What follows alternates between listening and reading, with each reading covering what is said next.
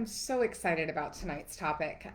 Tonight's topic is forgiveness, and I'm going to share with you kind of a little bit of what I've been going through in the last couple weeks and teach you some things that I've kind of learned along the way and some big ahas that I have had. The topic of resentments started coming up a lot, and when that topic starts coming up for me, it forces me to do a lot of reflection and ask myself why I'm feeling resentful, who I'm resentful towards. And what I have found out about resentments is resentments are like drinking poison and expecting the other person to die. I'm the only one that is suffering. The other person usually doesn't even know that I have a resentment. Most of the time, they don't even know that they did anything to hurt me. And what I found is that when I can identify a resentment that I have and I start praying for that person. Now, this doesn't have to be a religious prayer. It could be a spiritual prayer. It could be just wishing them, happiness and health and wealth. It doesn't have to be something grandiose. It doesn't have to be a huge thing. What starts to happen is the relationship starts to change or something monumental could happen. And recently I had this happen where I identified a resentment. I started praying for this individual, and then I ended up sitting and breaking bread with them at a dinner recently and sitting next to them. And all of these stories that I had created in my head over the last year and a half, I found out were just that. They were stories. They were stories that I had made up thinking that this person was thinking a certain way or feeling a certain way about me, when in actuality, they really weren't thinking about me at all. They had some bigger things going on in their life. They had some things going on, and they were focused on them and building their world and making sure they could support their family. And so a lot of times we're making up stories and we have resentments towards people that are completely false. They're not reality. They're our perception, and so therefore they are our reality at that time. Yet until we identify them and we start to work through them, we don't ever find out that the stories don't exist. So that kind of led me onto this path of learning about forgiveness. And I got to spend yesterday with a dear friend of mine and his wife, and I'm going to keep his name because I haven't talked to him about releasing his name, but I'm going to keep that kind of between us. And this friend has been through quite a journey in the last few years. And him and his wife have been on a path of repairing their relationship. He's been on a path of repairing himself. And I spent the day with them yesterday, and it was one of the most beautiful days that I've ever seen. To see a couple who has really overcome a lot of trial, a lot of challenge, a lot of false accusation, a lot of hurt, a lot of mistakes.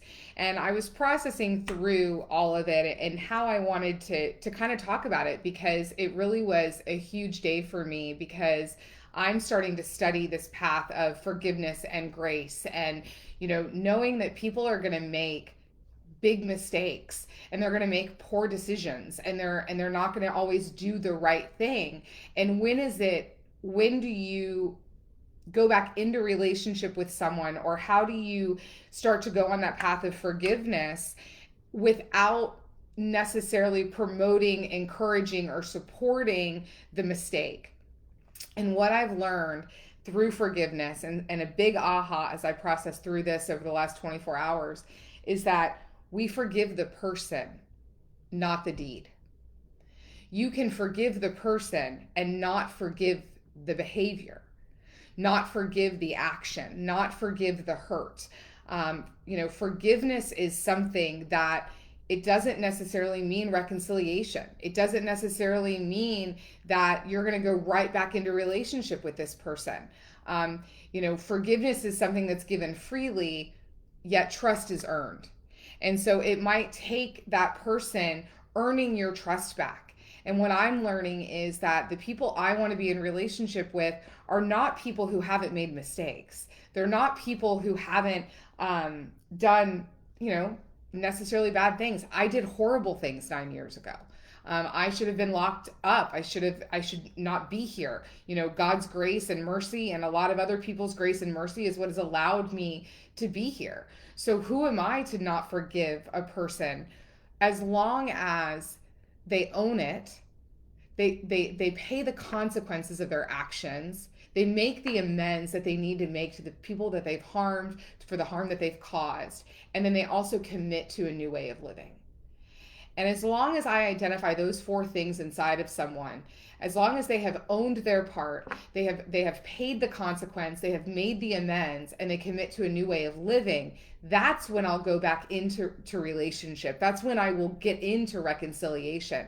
Otherwise, it's just forgiveness. It's allowing it, it's accepting that they're human, it's accepting the person, it's forgiving the person, but it's not forgiving the act, it's not forgiving the deed.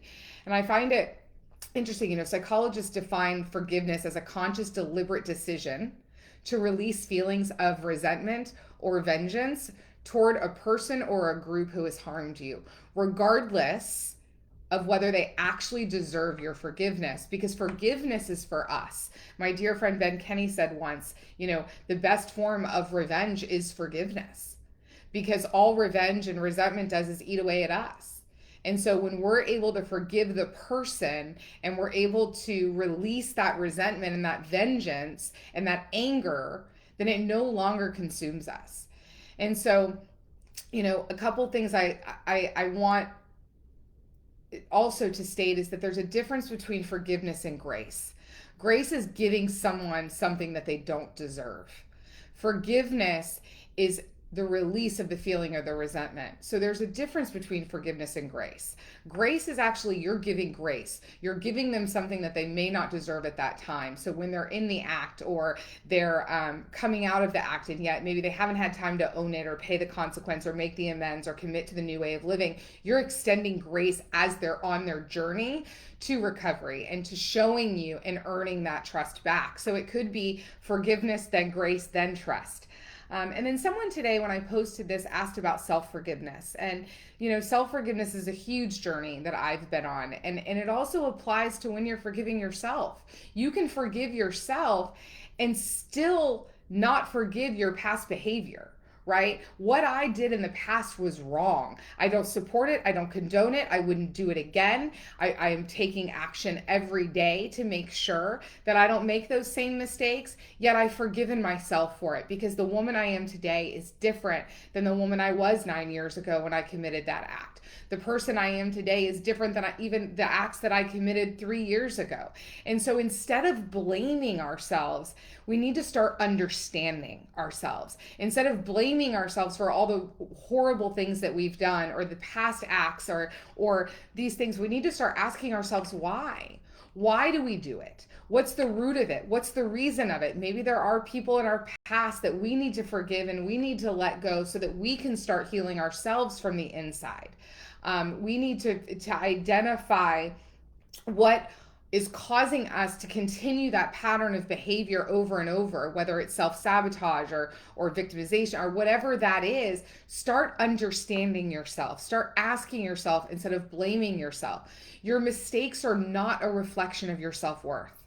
Remember, self-worth comes from the inside. Self-confidence comes from the outside. When you start learning from the mistake rather than beating yourself up for the mistake, that's when your self-worth is going to change. And then imperatively your self-confidence will change. You all have heard me talk about a lot of times when I got vocal and authentic and vulnerable about my story, that's when I started owning my story. That's when my path of self-forgiveness started, because I was able to say, I did this. I accept it, and I don't want to be that woman anymore. So I'm going to own it. I'm going to suffer the consequences. And I remember the day I walked into my attorney's office and I said, we're not going to fight this. I'm guilty and I am ready to pay the consequences that I need to pay for my actions. And he looked at me like I had three heads. And I said, I'm sorry. That's what I have to do. I know your job is to get me the least amount of punishment and try to finagle this. And I said, no, I am guilty. I did this.